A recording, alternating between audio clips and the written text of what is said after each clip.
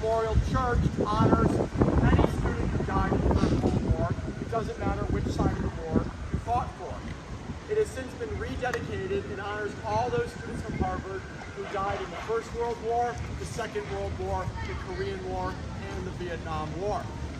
Now, Memorial Church also serves as the stage for what's known as Tercentenary Theater here in the New Yard.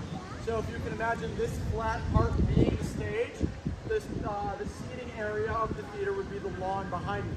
And every year it actually acts as a theater for what's known as commencement exercises, which is just Harvard speak for graduation. So on this stage sits all the different deans of the different Harvard schools and our commencement speaker. Every year we get a great speaker.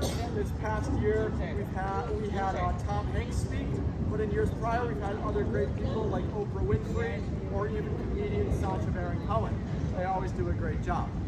And on the lawn, they set up over 20,000 white plastic folding chairs for people to attend the graduation. Even though there are so many folding chairs, it's still pretty difficult to get a ticket. So if you're someone like me who wasn't graduating last year, you're probably standing way over on the other side of the yard just trying to listen in. Now, the main backdrop of Justin's graduation, his parents financed him to go on a rare book collecting expedition to Europe. He found some great finds, including, old scrolls, original manuscripts, and even a copy of a Gutenberg Bible, which was the first book ever put to print. He sent those back home here to Harvard, and then spent a little bit more time practicing in Europe with his parents. However, after a short time, he said, you know what, I love those books so much, I just found them, we got to get back to America so I can hang out with them. So, in 1912, Harry and his parents got on the fastest mode of transportation they could from Europe to America. Does anyone know what that might be? The Titanic, that's correct. The Titanic, they were first-class passengers on the Titanic. We all know what happened next. But because of their first-class tickets, Harry and his parents were guaranteed seats on a lifeboat. However, Harry and his father gave up their seats so that more women and children could be evacuated from the shipwreck. They unfortunately did not survive the incident. And so when Harry's mother, who did survive, came back to America, she came to Harvard and said, I would like to donate $3.5 million, which is equivalent to $100 million in today's money, in order to build a memorial library for my son. Harvard thought about this offer for 1 or 2 seconds before finally accepting, and they said, Eleanor, who is Harry's mother, thank you so much. We'll actually tear down our old memorial library and build your son's in its place.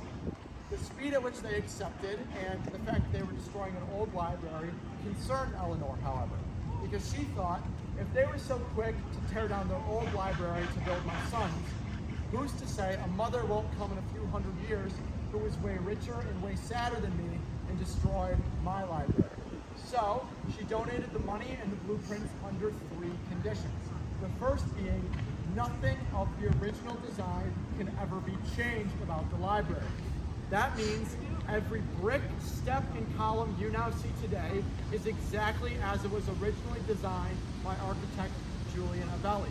They maintain it every few years and restore it to look exactly as it should, but nothing from the original design can ever be changed. What this meant is that when Harvard went to expand its library collection, there was only one place to go, and that is down. So, for 6 stories underground, extending halfway into the yard on every direction, is the real majority of Widener Library. This is called the Widener Stacks, and it is a truly huge kind of piece of architecture. There are over 3 million books in storage down there, and to give you kind of a sense of scale, we know how to swim, right? So a swim test was made mandatory at Harvard University. You couldn't graduate without passing the swim test. And this was the case all the way until 1970, when the Americans with Disabilities Act was passed and Harvard dropped the swim test. Thank God, because now I don't have to swim to graduate.